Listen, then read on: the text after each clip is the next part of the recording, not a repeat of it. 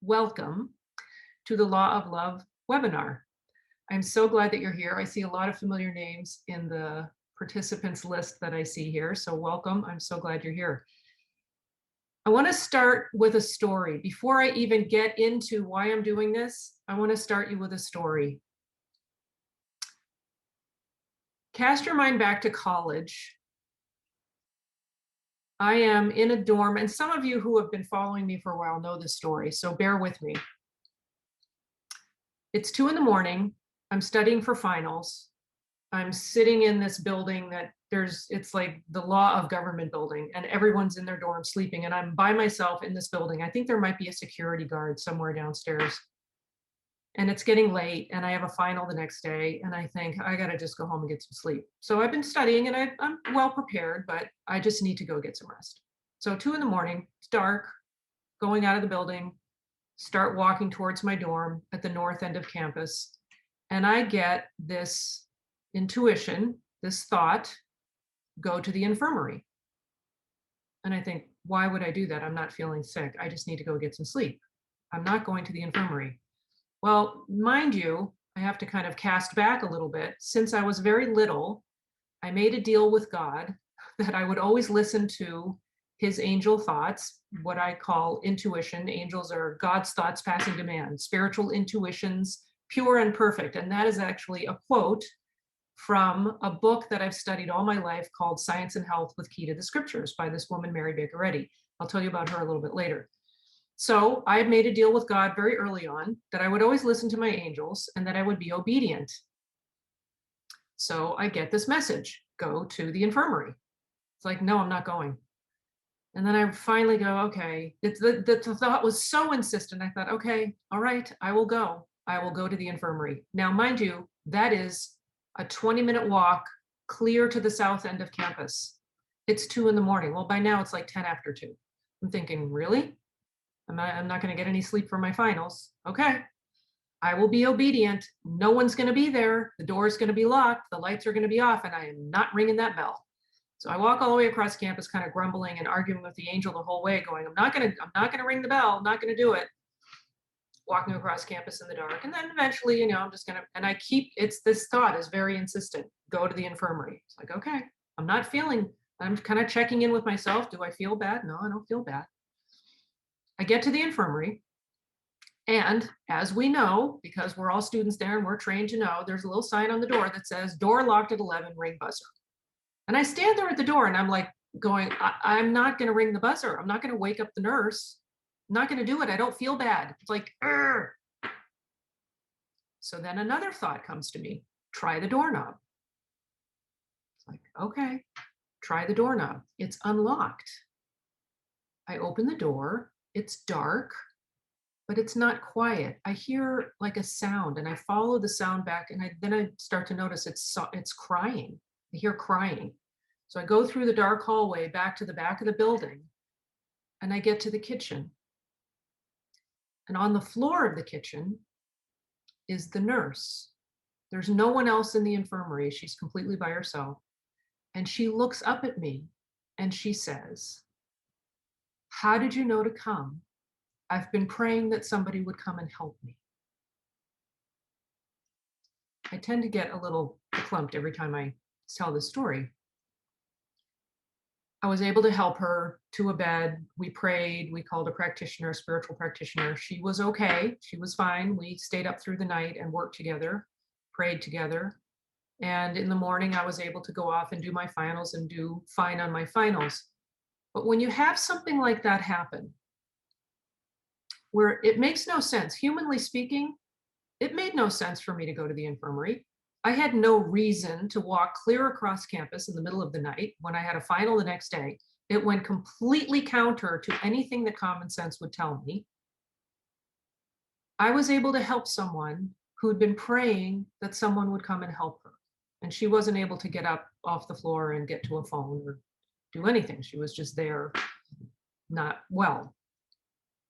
When you have something like that happen, you start realizing that there's a power larger than us, governing, guiding, guarding, helping, freeing us from pain. all of the things that I mentioned in the email that you got. There's a law of love. There is a force in the universe. And whether you call that power love or God or truth or spirit or the universe or the Om, it doesn't matter what you call it. Because there are people in this audience who are from all walks of life, all faith traditions, or no traditions of faith, different levels of spirituality, or not. It doesn't matter. The law of love applies to everyone. And I have a little joke with the people who meet with me every day. It's like, if you're ever in doubt whether or not the spiritual laws of the universe are still operating, there's a little trick I do. And now, mind you, this is not based on a spiritual law, but it indicates that there's a law in effect, whether we recognize it or not, whether we're asking for help from it or not. I do this. Oh yeah, the laws are still working. Now, mind you, that's a physical law of gravity, but it is an indication that there are laws present. And when we think in terms of spiritual law, same thing applies. There are laws present that are in operation that we can appeal to at any time, that are available to us anywhere we are on the planet or not on the planet, depending on who you are or who's listening, that are available to us, that are all powerful and all present. Now, the science behind these laws, you find it all through the Bible, you find it all through sacred texts, you find it in the Quran, the Tao Te Ching, you find it in sacred texts all over. The science behind these laws was discovered by a woman in the 1800s called Mary Baker Eddy. And she named that discovery divine science or Christian science, the Christ science.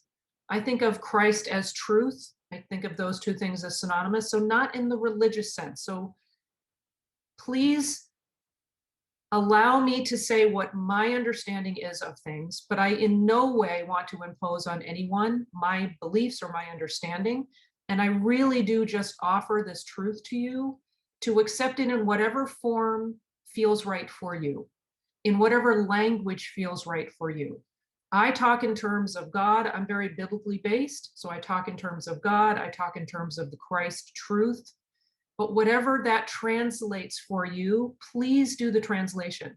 I am not here to offend. I am not here to enroll you in my way of thinking. I am here to offer ideas and the truth as I understand it from my study of these spiritual laws, so that you might find a way into this understanding yourself.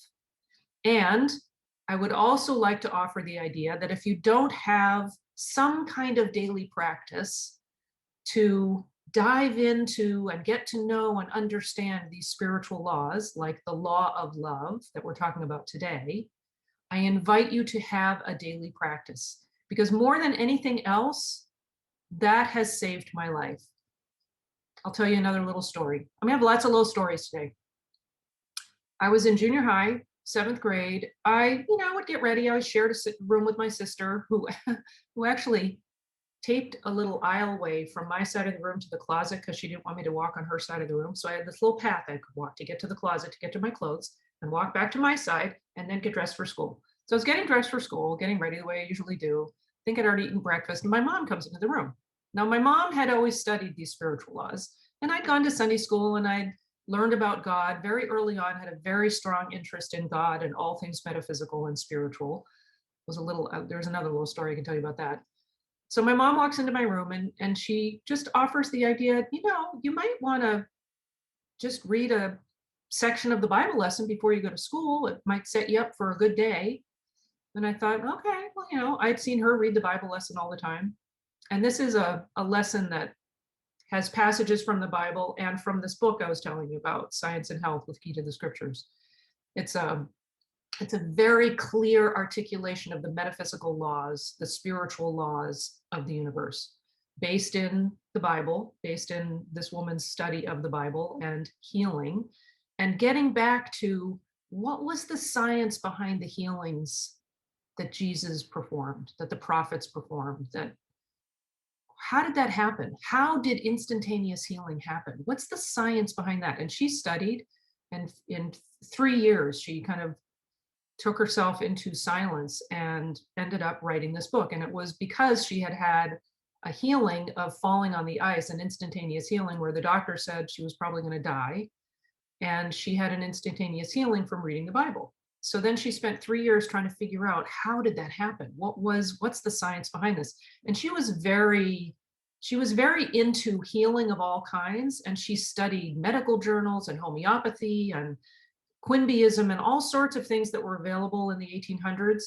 And she discovered this science based in biblical truth and wrote this book. So this Bible lesson I'm referring to is passages from both these books. So I said, okay, I'll sit down, I'll read the lesson, and I'm a little kid sitting there like reading for, it was like 5 minutes, read the lesson for 5 minutes, little passages out of the Bible, a couple passages out of Science and Health, went off to school, junior high, 7th grade. Now, remember 7th grade? Remember that time when everything that came out of your mouth was awkward and wrong, and that you worried about what everybody else thought? I mean, some of us still do sometimes, but mostly we don't. That our bodies were kind of betraying us because we were growing up and things were growing faster than they should, and everything was out of proportion, and perhaps we were stumbling over our feet, 7th grade. So that day, I went to school, like everything worked. Everything went smoothly. I said all the right things. I ran into all the right people. I sat at the lunch table with people that had conversation, like everything went well. I had the ideas when I was taking, tests in math. I had an idea and would write.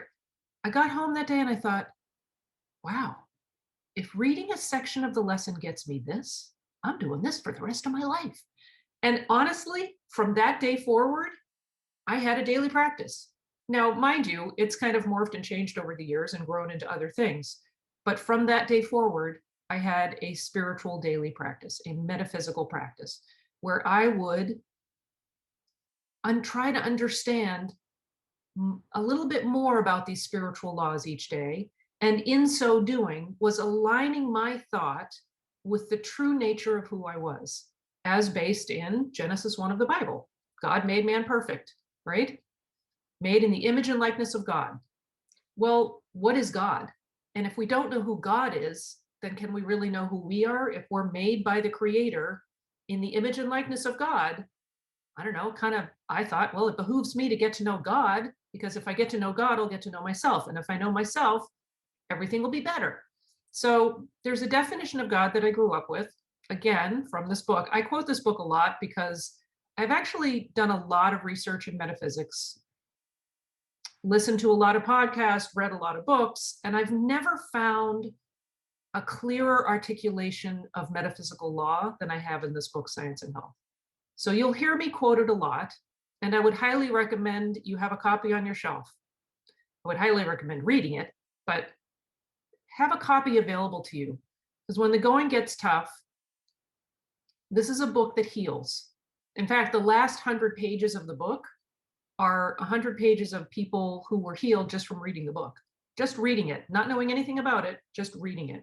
And the thing that's really cool about it is it takes you back to, for me anyway, this is what happened to me when I really started studying it in earnest. It took me back to the Bible. It really drew me back to wanting to understand the Bible and seeing the stories in the Bible and seeing their spiritual import in a much clearer way. So anyway, that started my practice. I did get a little bit derailed by that story because I wasn't planning to tell that story.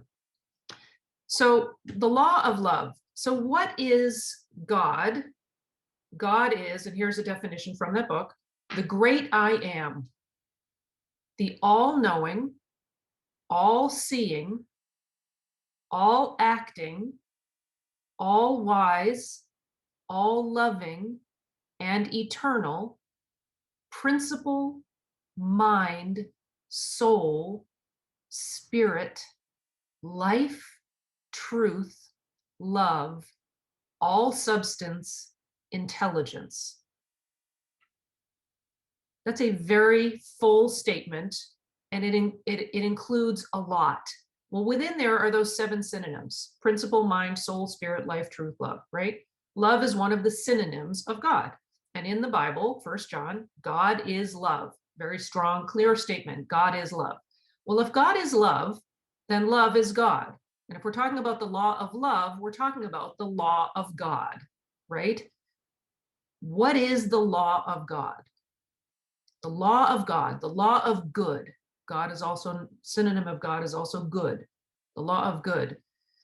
The definition of this science is the law of God, the law of good, interpreting and demonstrating the divine principle and rule of universal harmony.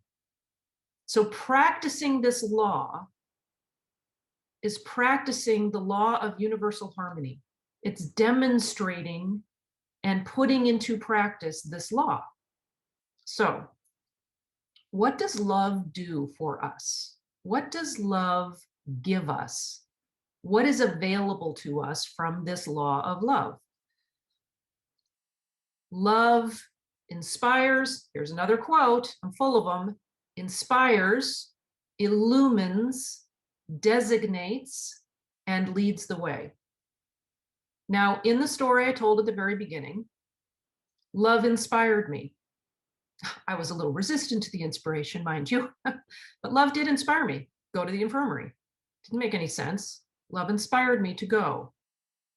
Illumined the way for me by making it imperative that I go. Designated, you're going, and led the way across campus to someone who needed help.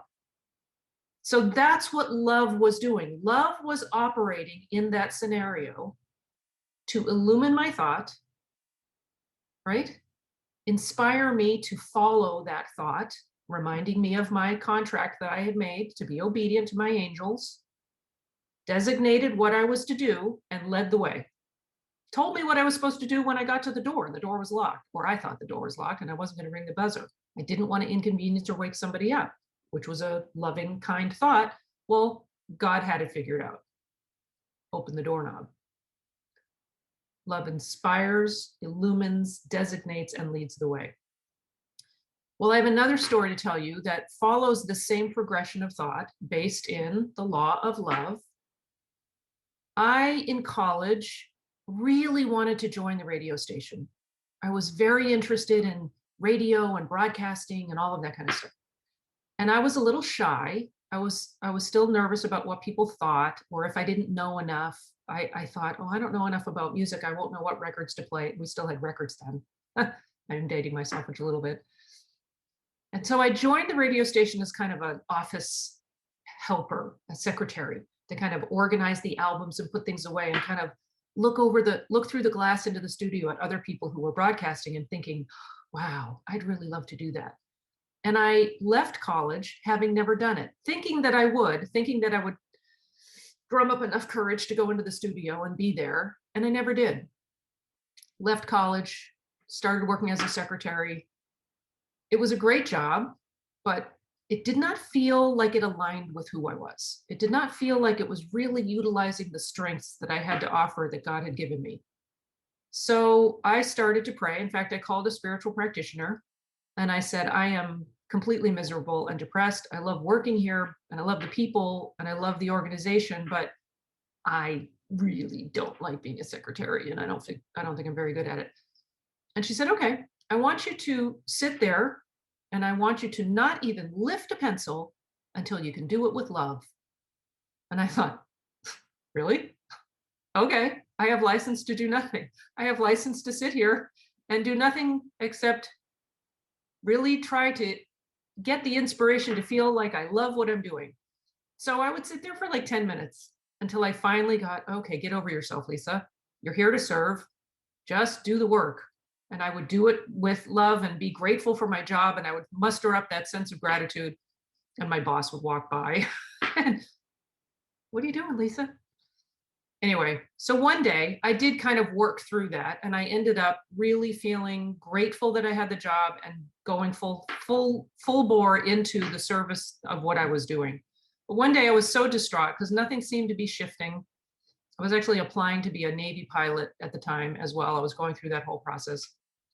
So one day at lunch, I went out just in tears, just like, God, what do you want me to do? What am I doing? This does not feel like you're utilizing me. I am here to serve. Use me, like use me to the fullest. And I went down, walked around this big reflecting pool on this plaza and walked and sat down by this fountain. So I'm sitting by the fountain, just sobbing, like, God, what am I supposed to do? I need an answer. Like, I'm just, at this point, I'm starting to get a little bit like desperate, and basically said, I will do anything that you want me to do as long as you utilize me for what you put me on the planet for. Utilize my skills and the expression of you that is the fullest. Use me. I will do anything. Just give me an answer, and make the answer as obvious as an elephant standing on my foot. I got an answer. I heard a voice. I heard a voice so loudly that I actually turned around because I thought there was somebody standing behind me. I heard a voice that said, you'll be in Boston for a while. And I thought, what kind of answer is that? That doesn't tell me what I was willing to go sweep floors at McDonald's if you wanted me to do that. I'm going to be, that's not a career. That's not like, and then I stopped myself and I said, Lisa, you said you would take whatever answer you got. That was your answer. You may not understand it. It may not fill the whole picture for you. That's your answer. Okay, deep breath. That's my answer. Stop crying. That's my answer. Okay. I get up from where I am sitting. I walk like 20 paces. And my old boss comes out from this building, starts walking next to me and goes, hey, Lisa, I haven't seen you in a while. He knew I'd been struggling.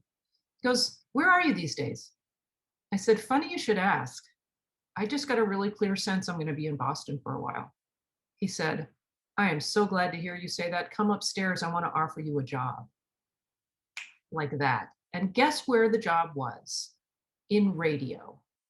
So coming full circle to that story, love inspires, illumines, designates, and leads the way. I had a knowing deep inside of me, and I know you all do. You all have a knowing deep inside of you of what aligns with the core of your being, with what makes your heart dance, with what makes you come alive, with what makes you feel that blessed sense of being able to give and serve. You all have that. We all have that.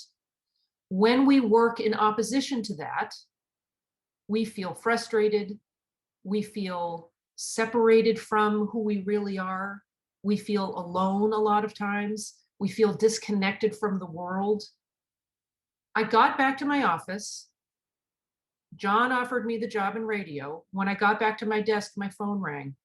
It was the guy running the radio division who had no idea that this other guy, John, was starting a whole new division for radio and TV. This guy in the radio division called me and said, I have somebody going on vacation, and I know you were interested in TV, but this is radio, and do you want to come down and like fill in, and when someone's on vacation, you'll try us out, we'll try you out, we'll see if it's a match.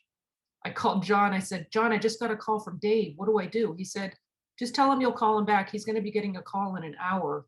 They were melding the two departments and everything was changing. I got the same job offer within about 10 minutes of each other. Totally separate people, didn't know what the other one was doing.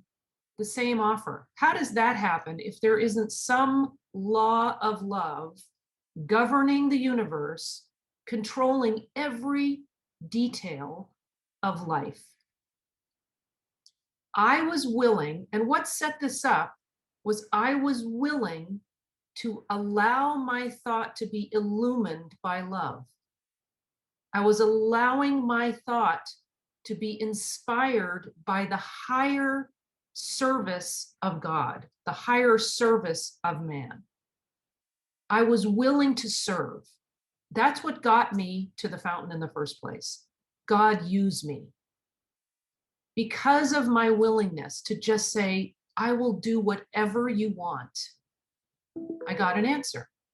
And the answer was in alignment with who I truly was, who I truly am. I still am that person. I still am. But it aligned with my heart. It aligned with who God made me to be in the first place. And it allowed me for 10 fabulous years to express myself in that way. And there were probably, I don't know, 5 or 6 times during that 10 years that I got laid off or jobs got phased out or things changed. And every time, and I mean only every time, I went right back to that same place in my thought and in my heart. I'm here to serve. What would you have me do? There's a thing in, I think it's in the Course in Miracles. Somebody who studies the Course in Miracles a lot shared this with me. So I think it is from that, but I don't know for sure. But it's, what would you have me do? Where would you have me go? What would you have me say and to whom? And what I've added on to the beginning of that is, who would you have me be? Because it's in our beingness that we are expressing the divine. It's in our beingness, because the divine, God, the universe, the now, it only occurs in the present. It's only now. There is no past, there is no future. Quantum physics now affirms all of this, and there is no matter. Quantum physics affirms that as well. There's no matter. It's all spirit. It's all spiritual. The all that is spiritual. You can't have infinite matter, right? You can't have infinite time. So there is no past, there is no future. There's only now. So in this present moment, as we align with the law of love, the power of love, of God, of the universe, our life becomes more in line with the expression of that, becomes more in line with the truth of our being. So when we are being love, when we are being truth, when we are being the expression of God, we are in alignment with all good. And what you'll notice when you start to understand this and practice this and do this in your own life, you'll notice that there are synchronicities. There are things that happen that kind of conspire to help you. When we align, when we make that choice and commit to aligning ourselves with our true nature, with who we are as God's child, all manner of good comes flowing into your experience. And you start recognizing it. It's not that it wasn't there before, because it's everywhere present. It's always available to us. It's not that all of a sudden it was created. It's always been there. It's just that we become aware of it. It's like all of a sudden we become awake to this whole new sort of, it's kind of like tuning into the radio channel, right? All of a sudden I've tuned into that divine channel that has all of this beautiful music that I never even heard before because I wasn't tuned into it. Well, the music was still there, right? It's still floating through the air. So the same thing is happening with the law of love. Well, that incident, that fountain story, right, led me to a career of 10 years until the division in this organization, the whole radio and TV division, ended kind of quickly. That form of it did, and I ended up going back to a career in acting for a little while, and then tutoring, and on and on. Actually, when I was tutoring, there was another one of those, and I wasn't going to tell you the story, but I'm going to now. There was another one of those stories that happened where I was really, God, is this what you want me to be doing kind of moments? And I was on my knees on the floor of my office. It's like, what would you have me do? Let me serve. I am available. I'm here to serve. And honestly, from that moment of humility, of really, truly turning my heart over and getting out of my human will, human planning brain, where I just let all of that go and was in my heart, 10 seconds later, the phone rang. And it was the headmaster of a school who called me and said, we just had a person at the front desk walk out. Are you able to come up full time? Because I've been subbing there off and on. I said, let me pray about it. I'll let you know.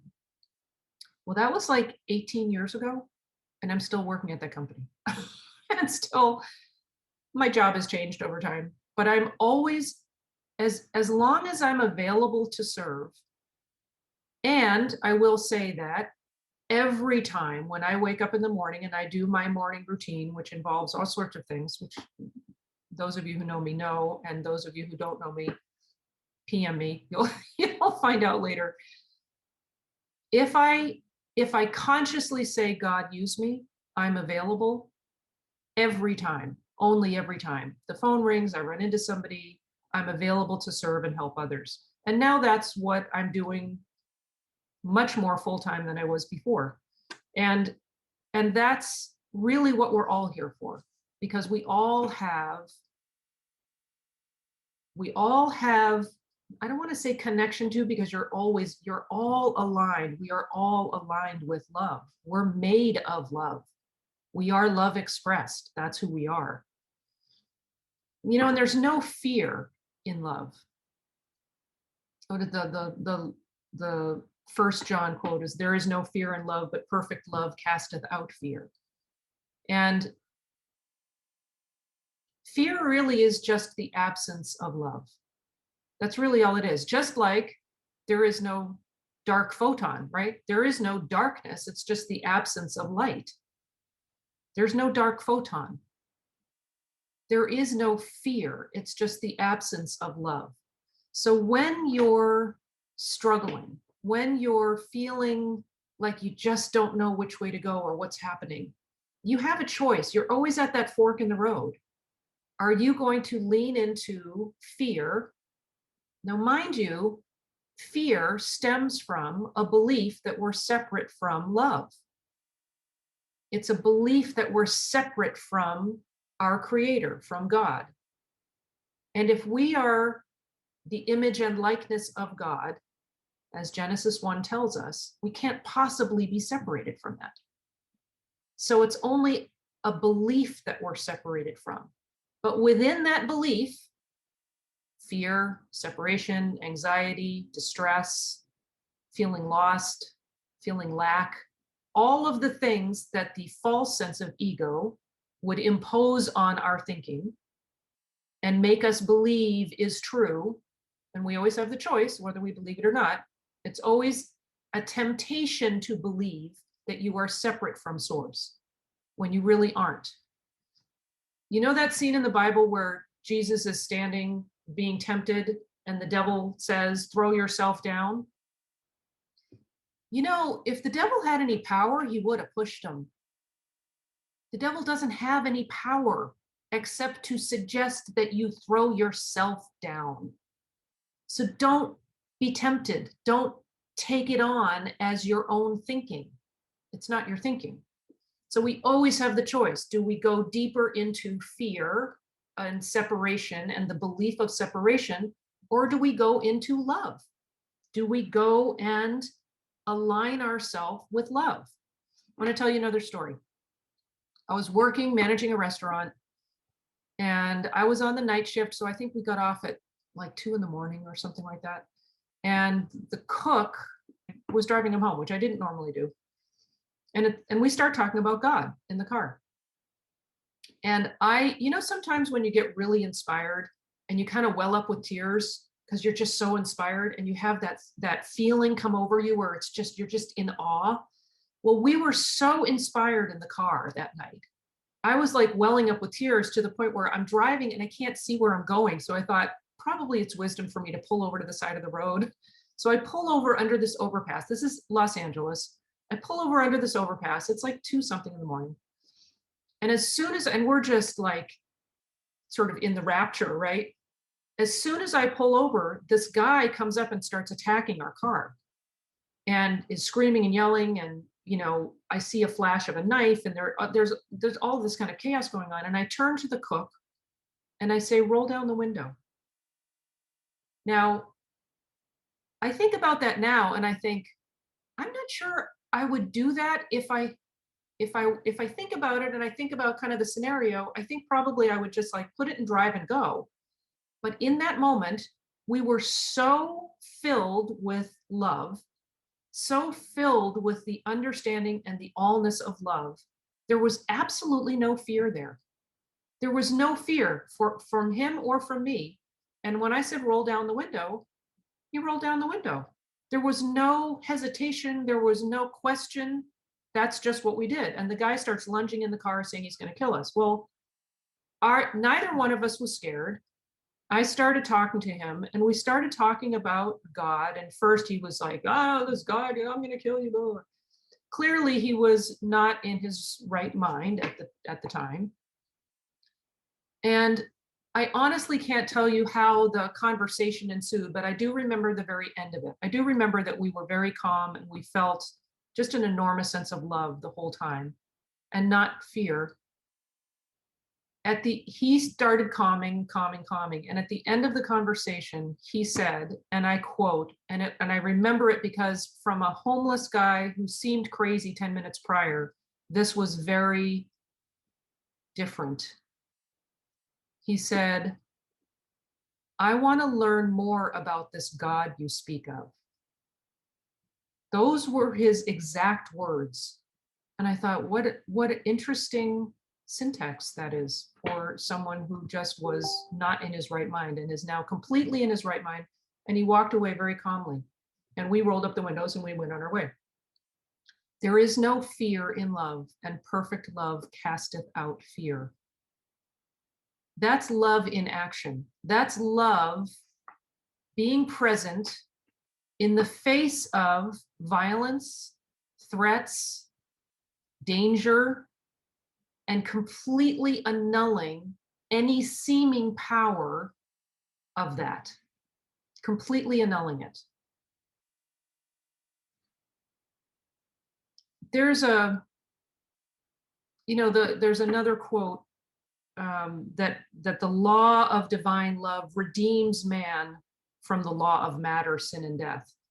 Well, in that instant, the law of love redeemed him from sin, disease, and death, from matter, from being based in matter.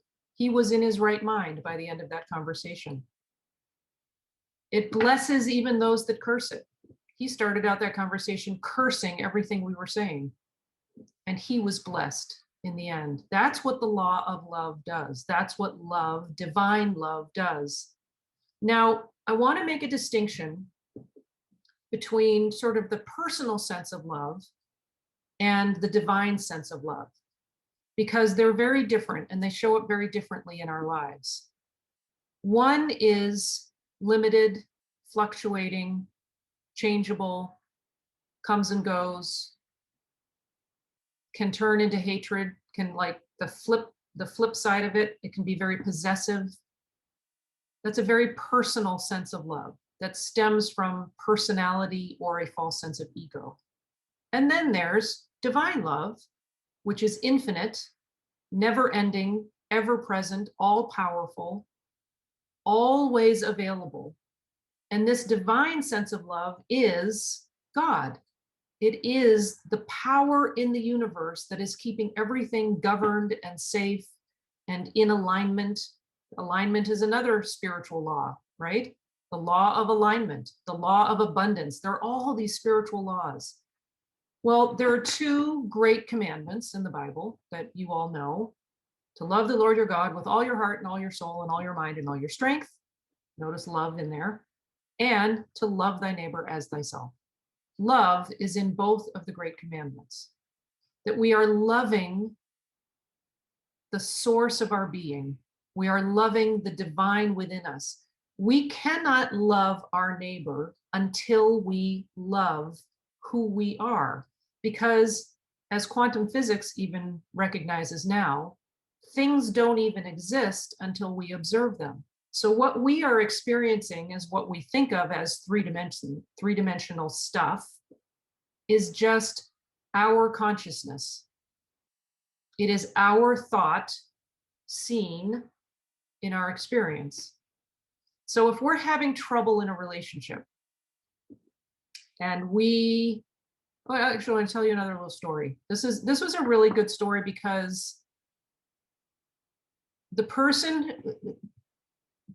who this happened to had a sense of love, was involved in a relationship, had a wonderful sense of love with this guy that she was dating. They were very involved, felt very much a sense of companionship. It was all seemed to be very good. And then one day it turned terribly wrong and they broke up, right? They split. He, I think, left her very suddenly. And she was so distraught because her sense of love came from this person. She felt loved because he showed her love. Now, here's another, this goes back to the original quote I shared, love inspires, illumines, designates, and leads the way. She and I were actually fairly new friends, but I just had this very clear sense that we were going to be in each other's lives for a while. She was a really good friend because she showed up in my life as a result of prayer, because my best friend at the time had moved away to another country and was gone. And I just found myself really kind of wanting to have a friend. So I prayed. I said, okay, God, you know, it's right to have companionship. It's right to have friendship. Let it appear, you know, guide me. And lo and behold, I end up walking next to this woman at a retreat that we had both gone to. And I'm standing next to her and we're walking. We just kind of find ourselves walking next to each other. And the thought that comes to me, get this, this is actually kind of funny. The thought that comes to me was, we're coming over the rise of this hill and kind of going down a hill. And I thought, wouldn't it be cool if I could fly right now? And I thought, do I dare ask this person if they think the same way? And I said, don't you think that if we really understood enough, we could fly right now? She said, uh-huh. And we just kept walking in silence. And I thought, she's my friend. She's my friend. And she's been one of my best friends ever since. Well, anyway, so this is a little bit into our friendship. And that night I'd been praying and I got one of those messages again. You need to go see your friend. She's in trouble. You need to go see your friend. And I thought, no, she'll call. If she's in trouble, she'll call me. You need to go see your friend right now. So I tell my husband, okay, I got to go over to my friend's house. I go over to my friend's house, and it's quite a bit of an ordeal to get into this gated kind of condo complex. And I get into the complex, and I get to her front door, and I ring the buzzer and nothing. And I think, oh, really? I came over here and there's nobody home? Like, what was that? God, like, what are you doing? Well, you're like sending me across town and here I am and there's nothing. I ring the buzzer again and nothing. And then I kind of hear some movement inside and I start calling her name and she comes to the door and she's just a mess. She opens the door and she's just like distraught, completely distraught. She's done. Like she's over it. Life is over. And out of that lesson, I don't really need to make the story so long. So out of that experience, I offered her an idea and I said, look, what I've learned by studying these divine laws, what I've learned by studying the law of love, by really understanding that, is that people aren't the source of love. Love can be expressed by people. Love can be expressed by animals and all manner of things around us. But the source of love is always God. God is the source. God is love. It's expressed in all manner of ways and meets our need in all manner of ways. But the source is always God. So if that person goes away, you are still loved.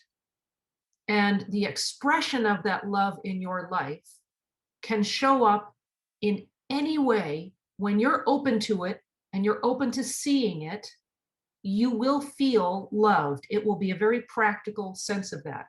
And I'm just looking at the clock because I want to leave a little bit of time. So the next day, a squirrel shows up on her little patio. And she was like, oh, look, a little squirrel. So she put a little nut out on the thing. This squirrel showed up every day. Like after a week, it was eating out of her hand, crawling up her pant leg and eating out of her hand. This went on for as long as she needed to feel comforted and loved. She ended up getting into another relationship and having a wonderful experience in that way. But it bridged the gap for her. And she felt completely loved and cared for with this little bonded relationship she had with the squirrel. And like a year later, the squirrel came back with its baby. How cute is that? I just found that out last night, actually. I never heard that end of that story, but I just thought that was very sweet that the squirrel remembered and came back. So another quick story. we have time. We have time for one more quick story, right? You guys probably have questions. I haven't been watching the chat. I'm so sorry. I haven't been watching the chat at all. Good grief.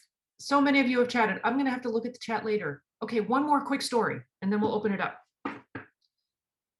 So I've been married 32 years, so a long relationship, but this is way back when I was dating, and I had just come out of kind of a difficult relationship where there was a lot of codependency and just not a divine sense of love. It was a very personal sense of love, and it was very hot and cold, and it went south very quickly at times and was not good.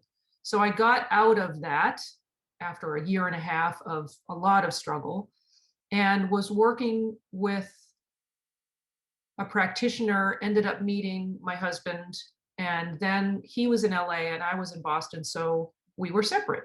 So because I had all these kind of bad habits that I built up over time with this other relationship, I made a promise to myself that I would never call Jay if I was feeling needy, if I was feeling like I wanted something from him, right? I wanted him to be the source of love for me. I made a deal with myself that I was going to break that habit because I got into some bad habits thinking in those terms. So there's one day I was feeling very lonely. It was raining, it's New England. I was feeling very, very alone and and I thought, nope, I'm not going to call him because I don't want to buy into that belief. I don't want to buy into that. It's like, right, I was the fork in the road, right? Do I go into fear, lack, no love, unloved, lonely, that false sense of ego telling me I'm separate from God, I'm separate from source, and my only solution is to grasp at something outside of me, right? Because that's what the ego, that false sense of ego would want us to do, that our solution is somewhere out there. That if we could only pull something out there into us, we would find the solution. That's always a lie, by the way. The answer is always already within. So if you're ever tempted to look outside of yourself for that solution, think again, go back to the fork in the road and choose love. Okay, so I choose love and I say, okay, God, I want to feel loved. I was feeling really lonely. It's like, okay, God, you're going to have to supply this. So I went to beach, ocean, always a good place for me to feel connected, right? I go to the beach. I'm walking along the beach, sobbing, feeling really lonely and sorry for myself, and just reaching out to God, saying, God, I just want to feel a tangible sense of love. I know you're the source of love. I know that you are ever present. Can I just feel it? I don't want it to be this esoteric sort of spiritual thing. I want to feel it in this moment. In that moment, and I am not kidding, this is a real story. In that moment, a dog came up beside me. I didn't know there was a dog on the beach. This is like a deserted beach. It's like a quarter-mile long. There are rocks on either end. It's the beach I grew up with. I didn't notice a dog on the beach before that, but okay. This dog comes up, puts his head under my hand, like he comes up behind me, puts his head under my hand. So like he's pretty tall. I'm just like standing there going, oh, dog. I'm petting the dog and I'm feeling better. It's like this sense of like, I feel the sense of love from this dog, like a very tangible, comforting sense of love. And I'm walking along with this dog, then I'm calming down and I'm breathing and I'm starting to kind of notice the seagulls and look around. And I always like that story, Jonathan Livingston Seagull, right? The one by Richard Bach. So I look up and I see the seagull flying and I kind of turn and I see the seagull and I look back and the dog's gone. It's like, wait, where's the dog? And I look up one end and down the other on the beach. There's no dog. There was no dog on the beach. Well, there had been 2 seconds ago. So that was a very strong manifestation of God's love present for me in my moment of need. Anyway, I like that story. That was a dog angel. I guess it was a dog angel. I mean, it really, like, I felt his fur and his head under my hand. Anyway, so divine love always has met and always will meet every human need. That's another quote. Another quote from the book. I've quoted a lot from that book. So the law of love. Love liberates. Love frees us. Love is available to us. Love is always present. If you feel you don't really understand these laws, want to learn more about these laws, I invite you to get in touch with me. Let's have a conversation. I would love to talk with you about this more. I would love to serve you in any way that I can and introduce you to this idea, because it is something that has obviously changed many aspects of my life and continues to. I have so many stories. Those of you who have been with me for a while have heard some of these before, but there's so many more.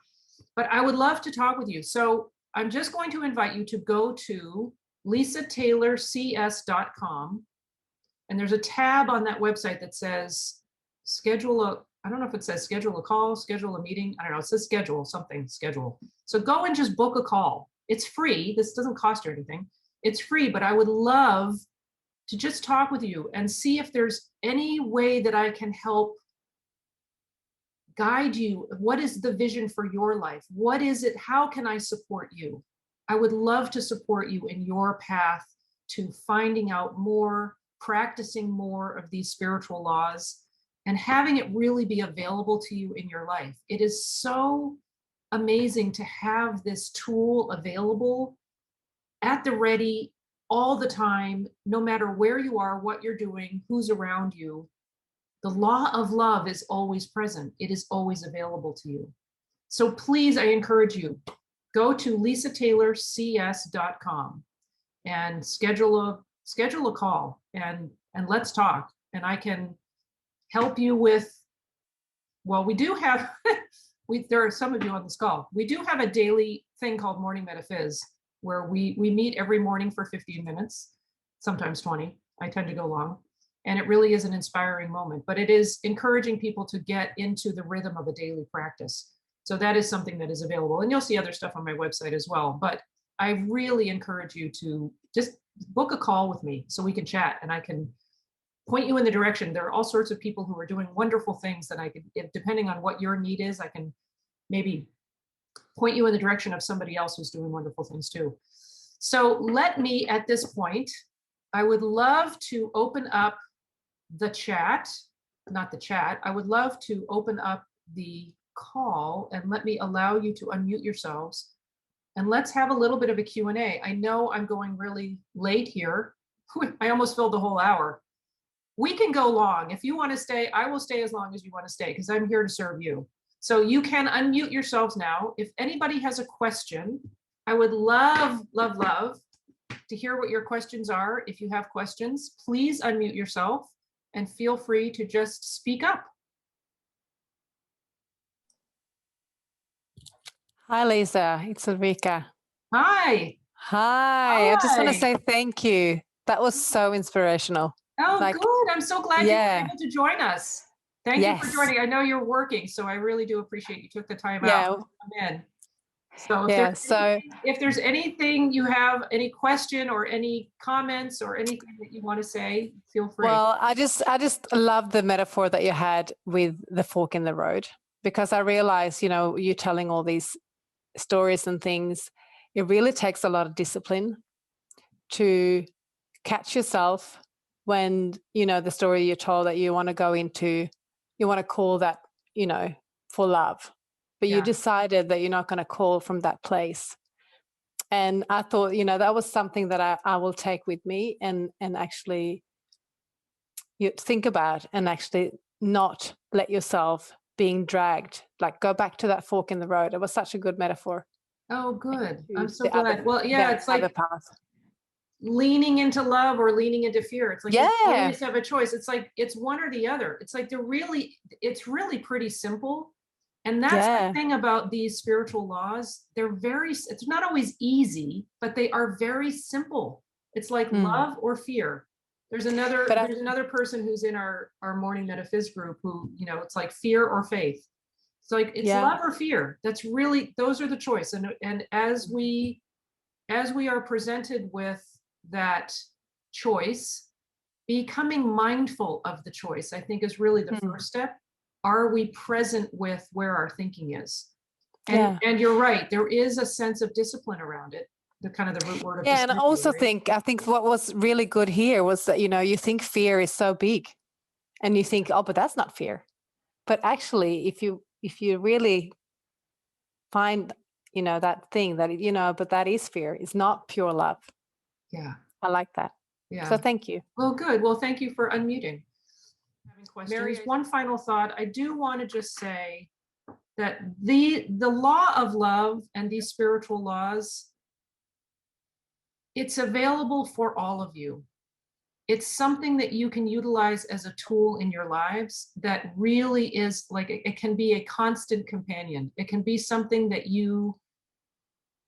is a comfort and that can really change your life. I know it's changed mine. So I do bless you for being here. Thank you for taking the time and listening to all my stories. And I hope it's been inspirational. Please book a call with me. I would love to have a chat and get to know you a little bit better and help support you in your vision for your life. So go to lisataylorcs.com. All right. Thank you all so much for being here.